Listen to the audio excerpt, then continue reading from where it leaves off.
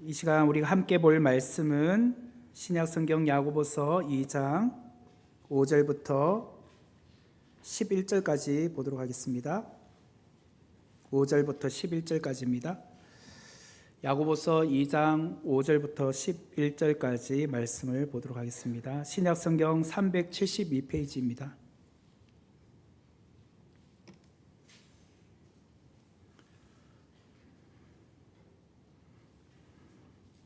제가 봉독해 드리겠습니다. 내 사랑하는 형제들아 들을지어다. 하나님이 세상에서 가난한 자를 택하사 믿음에 부요하게 하시고 또 자기를 사랑하는 자들에게 약속하신 나라를 상속으로 받게 하지 아니하셨느냐. 너희는 도리어 가난한 자를 업신 여겼도다. 부자는 너희를 억압하며 법정으로 끌고 가지 아니하느냐. 그들은 너희에게 대하여 일컫는 바 그 아름다운 이름을 비방하지 아니하느냐. 너희가 만일 성경에 기록된 대로 내 이웃을 사랑하라, 내 이웃 사랑하기를 내 몸과 같이 하라 하신 최고의 법을 지키면 잘하는 것이 거니와, 만일 너희가 사람을 차별하여 대하면 죄를 짓는 것이니 율법이 너희를 범법자로 정죄하리라. 누구든지 온 율법을 지키다가 그 하나를 범하면 모두 범한 자가 되나니, 간음하지 말라 하시니가 또한 살인하지 말라 하셨은즉 네가 비록 간음하지 아니하여도 살인하면 율법을 범한 자가 되느니라. 아멘. 네, 이 시간 우리 마리아 여전도에서 특송해 주시겠습니다.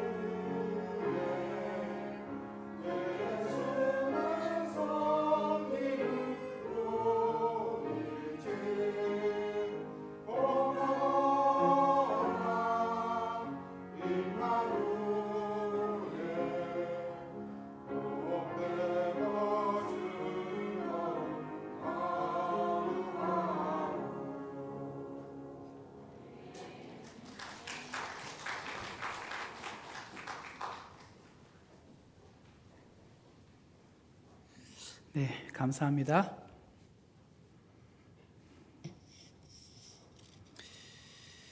네, 오늘 가정의 달에 맞는 찬양을 불러주셔서 감사합니다.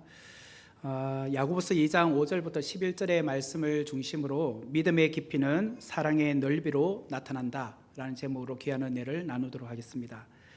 우리가 흔히 저분은 참 믿음이 깊다라고 말할 때 그 기준을 대부분 사람들은 이렇게 잡는 것 같습니다. 교회를 오랫동안 다니면서 신앙생활 하신 분, 혹은 성경 지식이 해박한 분, 혹은 몇 대째 믿음의 집안으로서 신앙생활을 하고 있는 분, 이런 분들을 볼 때 흔히 믿음이 깊다라고 말을 하죠. 하지만 오늘 야고보는 우리의 믿음이 진짜인지 가짜인지, 그 깊이가 어느 정도인지를 알 수 있는 또 다른 중요한 척도를 우리에게 제시하고 있습니다. 그것은 바로 우리가 얼마나 넓게 차별 없이 사랑을 실천하느냐, 이것을 가지고 신앙이 깊다, 믿음이 깊다라고 야고보는 보고 있었다라는 것입니다. 마치 우리가 저수지의 깊이를 알기 원한다면 그 저수지에 담겨져 있는 배출량, 물의 배출량을 주변의 땅에 얼마만큼 많은 밭에, 어떤 논에 이렇게 부어지느냐에 따라서 그 저수지의 물의 양이 깊다라고 볼 수 있지 않겠습니까? 마찬가지로 우리의 믿음의 깊이는 우리의 사랑이 얼마나 많은 사람들에게 널리 퍼져나가고 있느냐라는 것을 보고 우리의 믿음이 깊다라는 것을 본다는 거예요. 그냥 저 사람은 신앙이 깊다, 믿음이 깊다는 것을 어떻게 구분하겠습니까? 그것은 많은 사람들에게 어떻게 사랑을 널리 전파하고 있느냐라는 것을 보고 알 수 있다는 거예요. 결국은 우리의 믿음은 눈에 보이지 않지만 그 믿음의 깊이는 우리가 사람들에게 사랑의 행동을 통하여서 그 넓이를 나타낸다라는 것입니다. 오늘 본문을 통하여 믿음의 깊이는 사랑의 넓이로 나타난다. 그것을 조금 구체적으로 살펴볼까 합니다. 먼저 믿음의 깊이는 사랑의 넓이로 어떻게 나타나는가?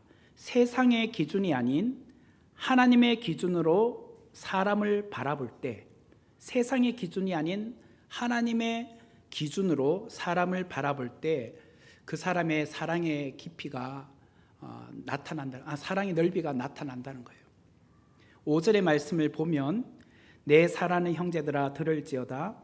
사람이 세상에서 가난한 자를 택하사 믿음에 부요하게 하시고 또 자기를 사랑하는 자들에게 약속하신 나라를 상속으로 받게 하지 아니하셨느냐. 하나님께서 세상에서 가난한 자를 택하셨다라고 말씀을 하고 있습니다. 가난한 자는 경제적으로 가난한 자도 분명히 이 안에 포함되어 있겠지만 세상이 보기에 보잘것없는 사람, 다시 말해서 약자들도 이 안에 포함되어 있습니다. 하나님은 세상에서 이처럼 가난한 자, 약자들도 택하셨다고 말씀을 하고 있습니다. 지금 야고보가 세상 사람들이 생각하고 있는 그 기준과 정반대로 말씀하고 있죠. 세상의 기준과 세상의 관심은 당연히 부유한 사람, 권력을 갖고 있는 사람, 인기가 있는 사람을 높이 평가합니다. 그런 사람들을 택합니다. 하지만 하나님은 그런 분이 아니시더라는 거예요. 하나님은 세상에서 가난한 자를 택하십니다. 그리고 그런 가난하고 소외받는 자, 약자들을 택하사 믿음에 부요하게 하신다는 거예요.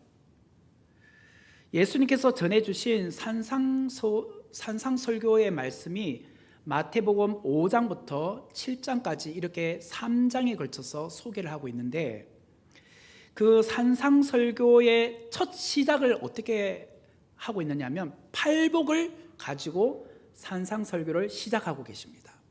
여러분 팔복을 잘 아시죠? 그 중에 팔복 중에 첫 번째 복이 무엇이죠? 그렇죠. 심령이 가난한 자. 마태복음 5장 1절부터 3절을 제가 한번 읽어볼게요. 마태복음 5장부터가 산상설교가 시작이 되는데 이렇게 시작하죠. 예수께서 무리를 보시고 산에 올라가 앉으시니, 곧 이제 산에 정상에 올라가셔서 이제 말씀하신다는 거죠. 제자들이 나온지라. 2절, 입을 열어 가르쳐 이르시되. 산상 설교를 이제 입을 통해서 열어서 말씀하시죠. 그 중에 첫 번째가 팔복이 이렇게 시작하는 거예요. 심령이 가난한 자는 복이 있나니 천국이 그들의 것임이요. 여기 보면 가난한 자는 복이 있다. 그 사람은 천국이 그들의 것이다 라고 말하죠. 오늘 야고보도 동일하게 말해요. 야고보는 예수님의 친동생이잖아요. 그러니까 자기 형 예수님께서 산상설교 가운데 팔복 중에 첫 번째로 했던 말씀을 오늘 야고보도 그대로 적용하고 있어요. 오늘 5절 말씀을 다시 보면 내 사랑하는 형제들아 들을지어다. 하나님이 세상에서 가난한 자를 택하사 믿음에 부요하게 하시고 또 자기를 사랑하는 자들에게 약속하신 나라를 상속으로 받게 하지 아니하셨느냐. 가난한 자를 택하사 믿음에 부요하게 하시고 자기를 사랑하는 자들에게 약속하신 나라를 상속하게 하셨다.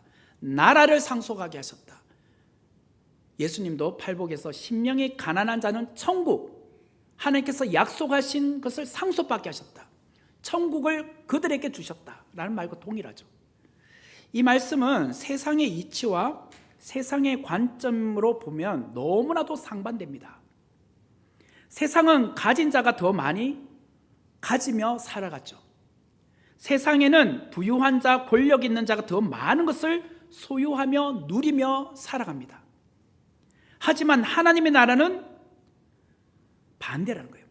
하나님 나라를 상속받는 자는 누구냐? 부유한 자, 권력을 가진 자가 아니라 가난한 자라는 거예요. 가난한 자. 여기서 우리가 오해해서는 안 되는 것은 모든 가난한 자가 다 천국을 상속받느냐? 그것은 아니에요. 모든 가난한 자가 아니에요. 그러면 모든 부자는 다 천국을 상속받지 못하느냐? 그것도 아니에요. 여기서 말하는 가난한 자는 회심한 가난한 자예요. 부자는 회심한 부자를 말해요. 회심한 부자도 천국에 갑니다. 회심하지 아니한 가난한 자는 천국에 갈 수 없어요. 그렇게 보셔야 돼요. 다시 말하면 심령이 가난하다. 이것은 그의 마음이 정말 주님의 말씀 안에 가난한 심령으로 나오는 자를 말하지 않겠습니까? 하나님을 참되게 믿고 고백한 부자는 천국을 상속받았고, 반대로 말하면 하나님을 믿지 않는 가난한 자는 무조건 천국 가는 것이 아니라 그들은 천국을 상속받을 수 없어요. 5절의 말씀을 다시 보면 하나님이 세상에서 가난한 자를 택하사 믿음에 부요하게 하시고 라고 말씀해요. 믿음의 영역에 있어서 부요한 자로 삼아주셨다. 누구에게? 가난한 자에게. 심령이 가난한 자에게. 한국 기독교 역사를 보면 성도들의 믿음이 언제 가장 뜨거웠을까? 우리 이제 근대사를 보면 언제 우리들의 믿음이 가장 뜨거웠죠? 그렇죠. 70년도, 80년대 뭐 이런 연도였을 겁니다. 그런데 기독교 역사를 쭉 보면 극심한 핍박과 환란이 왔었을 때에 기독교는 더 활발하게 부흥했고 성장을 했습니다. 우리나라로 이렇게 보면 일제강점기나 한국 근대사에서 참 가난했을 그 시점이었어요. 한국 기독교는 가난한 성도들이 비닐하우스나 천막이나 움막이나 초가집에서 교회를 세웠어요. 그때는 참 가난했습니다. 수많은 성도님들은 말씀을 사모하여서 정말 그렇게 열악한 환경 가운데 모였어요. 그런데 그 어느 예배보다도 찬양이 뜨거웠고 기도가 뜨거웠어요. 특별히 70년대, 80년대만 해도 여름 성경학교를 한다라고 하면 교회 학교 선생님들이나 학생들이 삐에로 복장을 하고, 제가 기억나서 그런 거예요. 삐에로 복장을 하고 북을 치면서 온 동네를 돌아요. 북을 콱 둥둥둥 치면서 내일 몇 시부터 우리 어느 선목교에 여름 성경학교를 한다. 그렇게 홍보를 하는 거죠. 돌아다니면. 그럼 아이들이 옹기종기 막 북소리 듣고 한 명씩 나오는 거예요. 그러면 선생님이 사탕 주는 거예요. 내일부터 와. 이렇게. 오면 뭘 줄게 이러면서. 근데 그때는요, 그 성경학교도 새벽 예배가 있었어요. 저는 새벽 예배도 갔었어요. 주일학교 새벽 예배.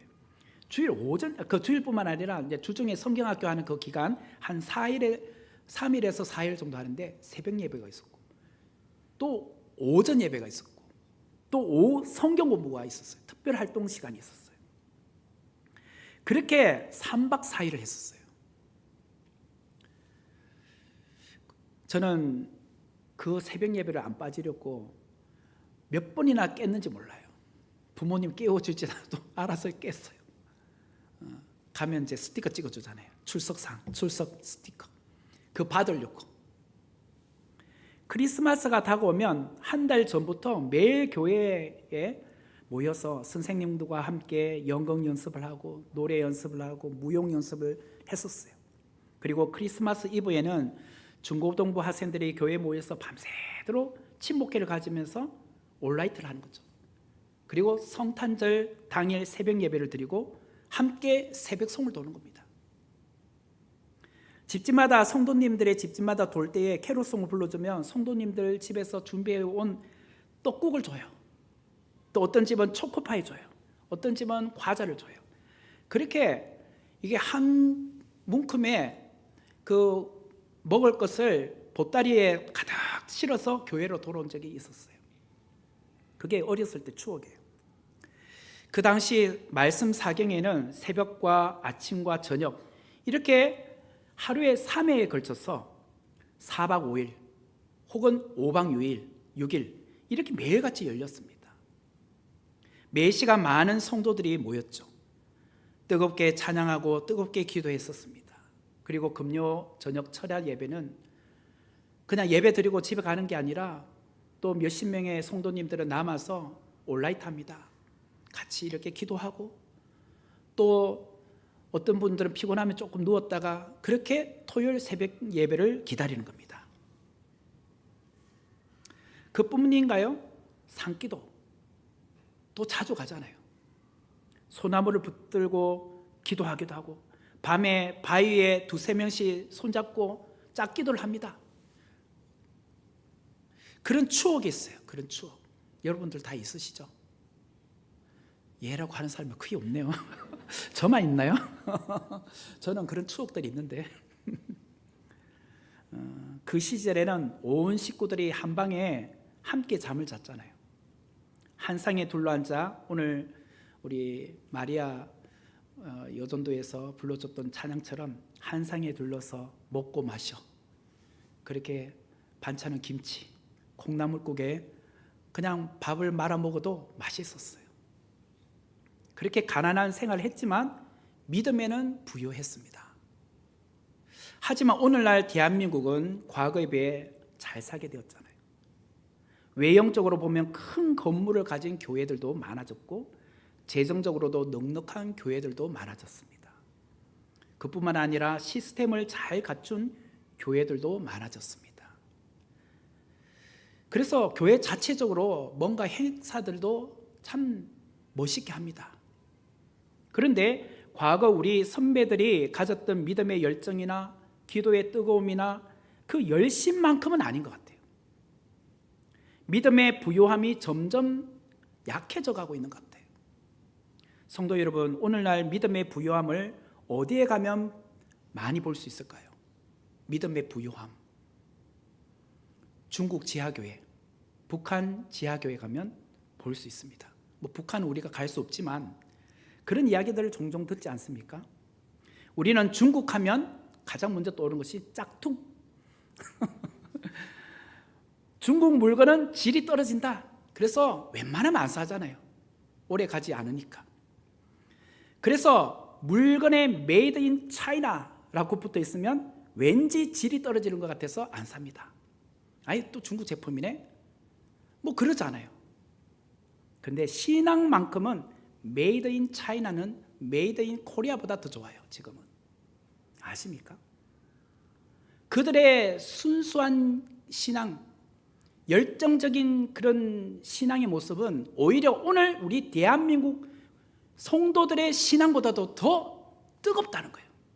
메이드 인 차이나가 더 메이드 인 코리아보다 낫다는 거예요. 오늘 우리 선목교회가 회복해야 될 게 무엇일까? 그것은 하나님이 세상에서 가난한 자를 택하사 믿음에 부요하게 하셨다는 말씀이에요. 우리 안에 믿음에 부요하게 하시고 또 우리를 사랑하시사 약속하신 하나님의 나라를 상속하게 받게 해주신 그 놀라운 구원의 은총, 이것을 우리가 기억하고 그 말씀을 붙들고 가는 것, 이것이 오늘 우리에게 가장 필요한 것 같아요. 6절의 말씀을 보면 너희는 도리어 가난한 자를 업신여겼도다. 부자는 너희를 억압하며 법정으로 끌고 가지 아니하느냐. 야고보는 부자가 가난한 자를 업신여겼다고 말하고 있죠.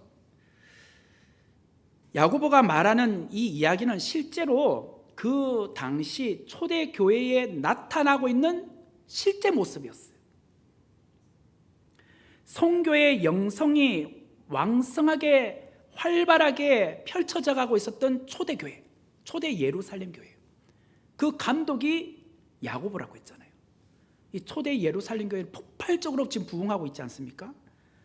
그런데 그 교회 안에 세상적인 가치관, 세상적인 기준이 들어와 있는 거예요. 사람들 간에 차별 대우를 하고 있었다는 거예요. 오늘날 우리의 교회들에도 어쩌면 이런 모습들이 종종 보여집니다. 왜 우리는 가난한 자들을 쉽게 무시하고 과시할까요? 그리고 왜 우리는 부자나 권력자들에게 특별 우대를 하고 있는 걸까요? 그것은 그 부자나 권력자들과 친분을 맺으면 언젠가 그들을 통해서 내가 도움을 받지 않을까? 그런 분들이 우리 교회에 다니고 또 우리 교회와 어떤 연결고리가 있으면 우리에게 어떤 도움이 되지 않을까? 그래서 그런 분들을 더 특별 대우를 해주는 거 아니겠습니까? 그런데 야고보는 우리에게 이런 안일한 생각을 꿰뚫어 보고 그게 얼마나 잘못된 생각인 줄 아니? 라고 말하고 있어요. 부한 자들의 실체를 말해주고 있어요. 왜 부자가 됐니? 왜 부자는 어떤 마음을 갖고 있는지 아니? 그것이 6절의 말씀이에요. 다시 보면 너희는 도리어 가난한 자를 업신여겼도다. 부자는 너희를 억압하며 법정으로 끌고 가지 아니하느냐, 이렇게 말해요. 권력을 가졌다는 것, 돈을 많이 가지게 되었다는 것은 기본적으로 보면 평범한 사람이 아닙니다. 그만큼의 권력이나 돈을 가지려면 그냥 가는 겁니까? 아니잖아요. 제가 어제 유튜브를 봤는데요, 이거는 오해 없이 받아들이세요. 김문수하고 한덕수 두 분 간에 이제 최종적으로 누가 될 거냐 막 그렇게 했잖아요. 근데 어떤 유튜브에서 짧게 한 1분도 안 되는 영상인데 김문수 대통령 후보가 했던 말이 딱 나오더라고요. 한덕수 전 국회 국무총리는 동네 여기 구청장에서 해봤습니까? 안 해봤지 않습니까? 이 세계는 정말 안 좋은 세계라는 거예요. 그러니까 그런 이야기 하더라고요. 제가 정확하게 기억이 안 나요. 그냥 이 판은 정말 정치판은 정말 깨놓고 말하면 완전히 소굴과 같은 곳이래요. 그 사람이 어떻게 그동안 30년, 40년, 50년 동안 관료 생활을 했던 분이 이 세계에 들어온다고 해서 그 사람이 살아남겠느냐는 거예요. 그런 말을 하더라고요. 그런 말을. 그 말 들은 거 한편으로는 섬뜩했고 한편으로 와, 이 세계는 정말 무서운 세계구나, 이런 생각이 들었어요. 아시잖아요. 김문수도 기독교인이라는 거. 그분의 입에서 이런 말을 하더라고요. 제가 무슨 말을 하느냐면 이 사회가 그렇다는 거예요. 이 세계가 부자가 된다는 거, 권력을 갖는다는 것은요, 정말 독한 마음을 먹지 않으면 그 세계에 들어가지 못하는 거예요. 부한 사람들이 그냥 부해지는 게 아닙니다. 그냥 공짜로 뭘 주는 게 아닙니다. 이윤이 있어야, 이득이 남아야 주는 겁니다. 제가 어느 신우에 가서 10년간 이제 신우회를 섬겨봤는데요. 큰 회사거든요. 그냥 저를 채용 안 해줍니다. 그죠? 무엇을 해야 됩니까? 저는 기본적으로 거기 가서 설교를 해야 됩니다. 제가 기본적으로 거기 가서 그분들을 뭐 성경 공부든 가르쳐야 됩니다. 그냥 주는 게 아니에요. 사례를 주는 게 아니에요. 제가 개척교회 하기 때문에 주는 게 아니에요. 내가 이렇게 할 테니까 당신은 우리한테 와서 이렇게 해달라. 요구 조건이 있는 거예요. 요구 조건. 이게 기본적으로 세상이에요. 공짜가 없어요. 공짜가. 요즘 미국의 트럼프 대통령 보세요. 그 사람은 기본적으로 경영인이잖아요. 경영인. 그 사람이 그냥 합니까? 자기 나라의 국익의 이윤을 남기기 위해서 하잖아요. 이 세상에서 가장 부유한 나라가 어디입니까? 미국이잖아요. 미국. 경제 대국. 근데 우리 같으면 그렇게 잘 사는 나라가 조금 못 사는 나라를 좀 도와주면 얼마나 좋아요. 관세 좀 낮추면 얼마나 좋아요. 서로 잘 먹고 잘 살아야지. 근데 조금이라도 자기 나라에 불이익이 있을까 봐 관세를 올리잖아요. 우리나라에도 뭐 25%를 올린대요. 우리가 볼 때는 와, 저럴 수 있나? 이게 부자들이에요. 그러다가 자기에게 불이익이 오면 어떻게 해요? 법정으로 세워요. 법정에 세우고 우리를 억압해요. 가난한 자를 억압해요. 이게 세상이란 거예요. 세상. 그런데 정말 위험한 죄는 부자는 하나님의 이름을 짓밟는다는 거예요. 7절의 말씀을 보면 그들은 너희에게 대하여 일컫는 바 그 아름다운 이름을 비방하지 아니하느냐. 그 아름다운 이름이란 예수님의 이름을 말하지 않습니까? 부자는 예수님의 이름을 비방한다. 악독한 부자들은 예수님의 이름을 함부로 모욕한다는 거예요. 가진 자들은 자기 힘으로 부자가 됐다고 생각해요. 그래서 하나님을 무시해요.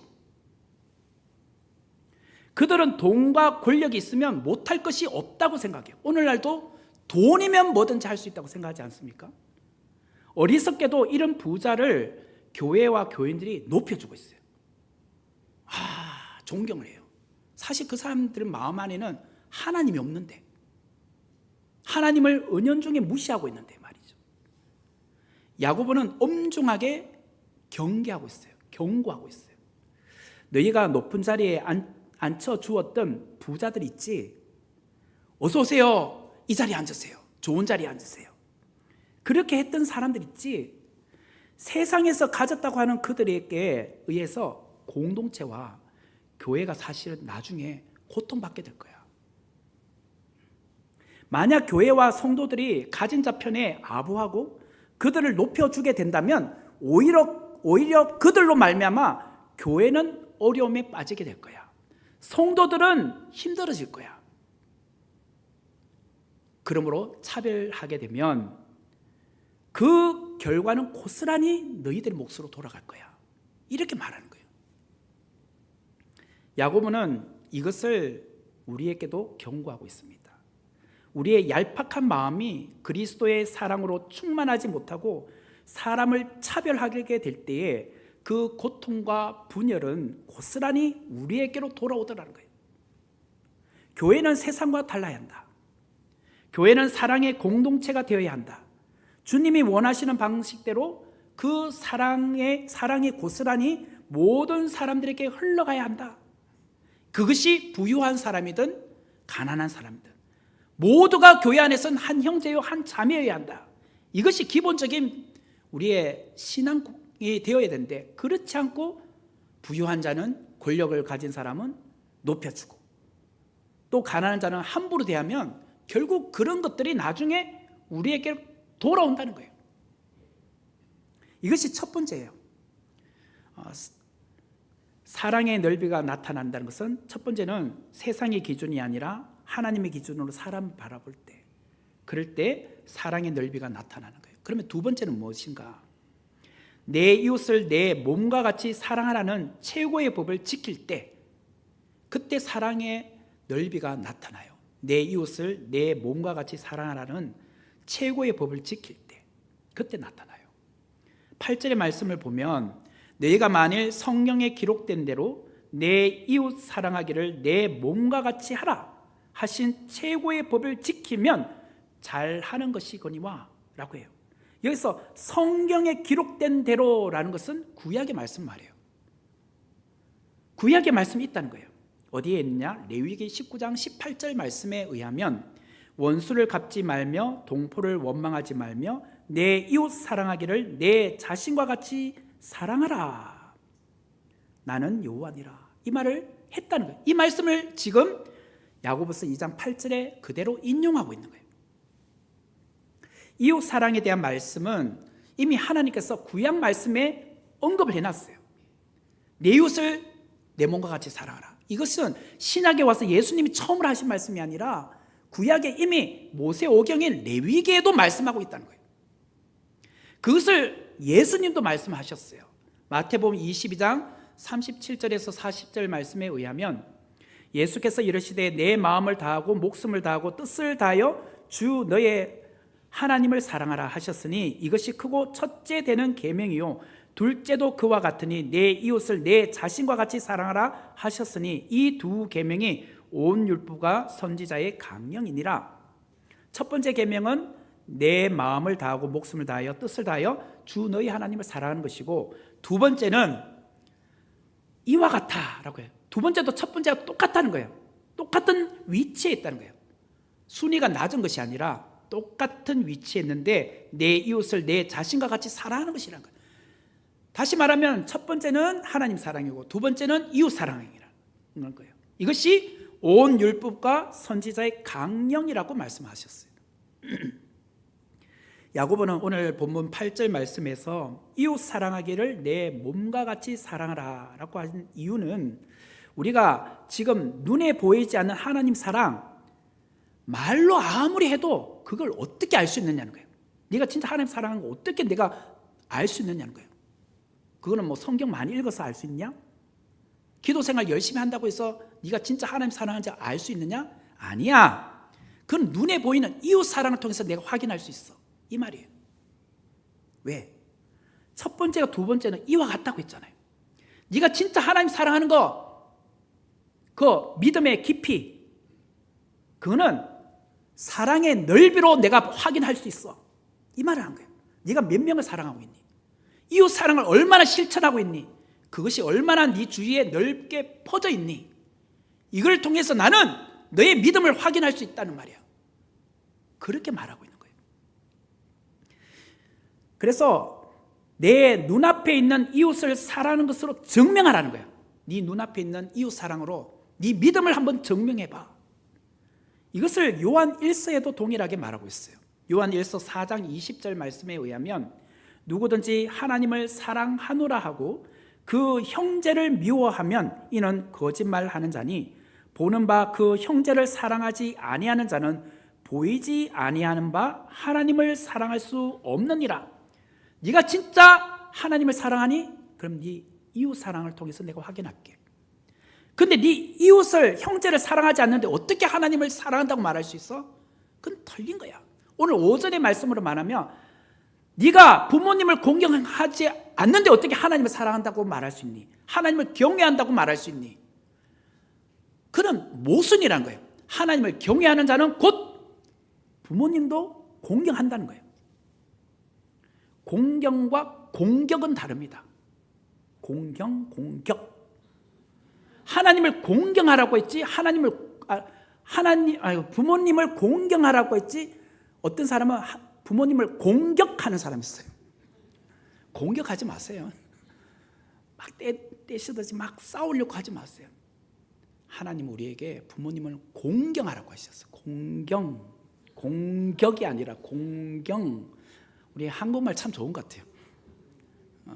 어제 또 보니까 그러니까 또 머릿속에 또 생각나는 게 있어요. 한덕수하고 김문수가 합쳐서 빅 텐트를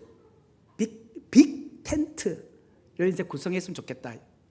그런데 빈 텐트가 됐대요. 빅이 빈이 됐대요. 빈 텐트. 말이 재밌죠. 이거 보니까 기사를 너무 잘 쓰는 것 같아요. 제목을 너무 잘 짓는 것 같아요. 그래서 저도 늘 있잖아요. 주보에 제목 정하는 게 힘들어요. 제목을 참 잘 정해야 되는데 늘 그게 저에게는 고민이에요. 그래서 딱 남잖아요. 인식이. 공경하라고 했어요. 공격하지 말고. 우리는 사람을 외모나 조건을 보고 사랑할 대상들을 자꾸 정하지 않습니까? 그러지 말라는 거예요. 너무나도 이기적인 사랑이나 선입견을 갖고 이웃을 보지 말라는 거예요. 8절 말씀은 성경에 기록된 대로 내 이웃 사랑하기를 내 몸과 같이 하라. 이 말은 여기서 그 다음 말에 최고의 법이라고 나와요. 최고의 법. 이 말이 중요해요. 최고의 법이라는 단어를 영어 성경에 보면 어떻게 나오냐면 The Royal Road라고 돼 있어요. The Royal Road. 로이얼이 뭐예요? The Royal Family 하면 뭐예요? Royal Family. 이게 왕족이에요. 왕족. 영국 왕실의 왕족 할 때 왕족. 왕의 집안. The Royal Law 하면 황제의 법이란 거예요. 황제의 법. 최고의 법이 뭐냐면 황제의 법이란 거예요. 법 중에서도 최고법이란 거예요. 하나님께서 우리에게 주신 법 중에 최고의 법이 뭐냐? 황제 레벨에 있는 법이 뭐냐? 이웃사랑이라는 거예요. 우리는 그런 줄 몰랐어요. 우와. 왜 그러면 이게 최고의 법인가? 우리도 하나님의 자녀이기 때문에, 우리도 하나님 자녀가 돼서 로열 패밀리가 된 거예요. 하나님의 자녀로서 왕실의 가족이 된 거예요. 그렇기 때문에 우리는 형제 자매를 볼 때 같은 왕실의 형제 자매인데, 가족인데, 그러면 당연히 왕족으로서 저 다른 왕족에게 당연히 그렇게 로열 로를 지켜야지. 최고의 법을 지켜야 되지 않겠니? 사랑해야지. 이 말을 하는 거예요. 하나님의 나라는 이웃을 사랑하며 가난한 자들을 돌봐주는 곳이잖아요. 외모로 이웃을 판단하거나 가난한 자들을 멸시하는 곳이 하나님 나라가 아니라는 거예요. 하나님의 아들 예수 그리스도는 바로 이타적인 사랑을 몸소 실천해 주신 분 아닙니까? 예수님께서 먼저 차별을 하지 않으셨어요. 그 대표적인 이야기들이 죄인들과 그 다음에 세리들이나 창기들이나 이런 사람들과 가까이 하셨잖아요. 차별했다면 그런 사람들을 멀리 하셨겠죠. 주님은 오늘 우리와 같은 죄인들을 사랑하시기 위해서 십자가에 자신의 몸을 죽기까지 내어주신 거 아닙니까? 왜? 하나님의 사랑과 이웃 사랑을 실천하기 위해서. 9절의 말씀을 보면 만일 너희가 사람을 차별하여 대하면 죄를 짓는 것이니 율법이 너희를 범법자로 정죄하리라. 만일 사람을 차별하여 대하면 어떻게 된다고요? 죄를 짓는 것이고 율법이 그 사람을 범법자로 정죄한다라고 말하고 있어요. 정말 무섭죠. 사람을 차별하는 것은 단순히 내가 실수로 차별했어요. 아이고 다음부터 차별 안 할게요. 이렇게 넘어갈 수 있는 게 아니더라는 거예요. 하나님의 법을 어기는 명백한 죄라고 말하고 있어요. 차별한 것은 명백한 죄다 이렇게 말하고 있다는 거예요. 10절과 11절 말씀을 보면 누구든지 온 율법을 지키다가 그 하나를 범하면 모두 범한 자가 되나니 간음하지 말라 하시니가 또한 살인하지 말라 하셨은즉 네가 비록 간음하지 아니하여도 살인하면 율법을 범한 자가 되느니라. 야고보는 살인과 간음과 같은 극단적인 예를 지금 들고 있는데 율법의 하나라도 범하면 율법 전체를 범한 것과 같다. 나 간음 안 했어요. 그래 실제로 간음 안 했어요. 그런데 살인했다면 율법 전체를 범한 것과 같다. 이렇게 말한 거예요. 예를 들어볼게요. 큰 배가 있어요. 큰 배. 큰 배가 있는데 밑바닥에 내가 어느 한 곳에 정해서 그냥 구멍을 내버렸어요. 큰 배에 구멍을 냈어요. 그러면 구멍 하나밖에 안 냈기 때문에 문제 없을까요? 아닙니다. 그 구멍을 통해서 물이 스며들어오고 결국은 그 배가 가라앉습니다. 침몰하는 것입니다. 나는 구멍 하나밖에 안 냈는데요. 근데 그 구멍 하나가 결국 배를 침몰하게 만드는 거예요. 하나님께서 주신 율법 10계명 그 중에 하나를 범하면 전체를 범한 것과 같다는 거예요. 우리가 오랫동안 신앙생활을 했어도 매일 새벽 예배를 열심히 나와도 성경 말씀 열심히 읽어도 누군가를 사랑하지 않고 누군가를 차별하고 있다면 최고의 법을 지키지 않는 것이다. 결국 그 사람은 믿음의 깊이가 없는 사람이다. 사랑의 넓이가 없는 사람이라고 말하고 있어요. 과거에 비해 오늘날의 특징이 뭘까요? 점점 사랑이 식어져 가고 있다는 거예요. 여러분 중에 옆집에 누가 사는지 잘 아시나요? 자, 얼굴은 봤을 수 있어요. 그분들의 이름을 알고 계시나요? 생활 형편을 알고 계시나요? 가족 상황을 알고 계시나요? 한 번씩 가서 맛있는 거 대접하나요? 우리 옆집에 살아도 엘리베이터 같이 있어도 서로 인사 잘 안 하잖아요. 이게 오늘 우리잖아요. 우리. 그러면서 무슨 관심이요 사랑이요 전도가 되겠습니까? 교회는 달라야 한다. 모든 성도는 하나님의 자녀들이다.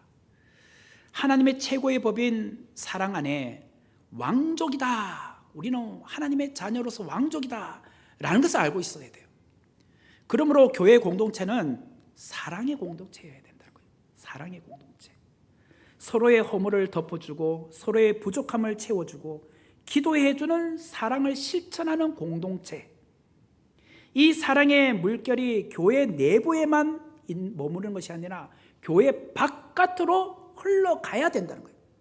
우리는 우리끼리 너무 사랑해요. 주의 이름으로 사랑합니다. 형제의 모습 보이는 하나님 형상 아름다워라. 우리는 그렇게 해요. 근데 여기서 교회 문턱만 나가면요 서로 원수처럼 돼요. 언제 우리가 사랑했니? 세상 사람 앞에는 전혀 또 사랑의 표현을 안 해요. 그러면서 차별해요. 그러면서 니는 몇 평에 사니? 누구는 어느 차를 몰고 다니니? 그렇게 가지고 평가해요. 오늘 주님은 우리에게 말씀하십니다. 이웃을 차별하지 말고 내 이웃을 사랑하기를 내 몸과 같이 하라. 이게 바로 최고의 법인 사랑을 실천하는 것이다.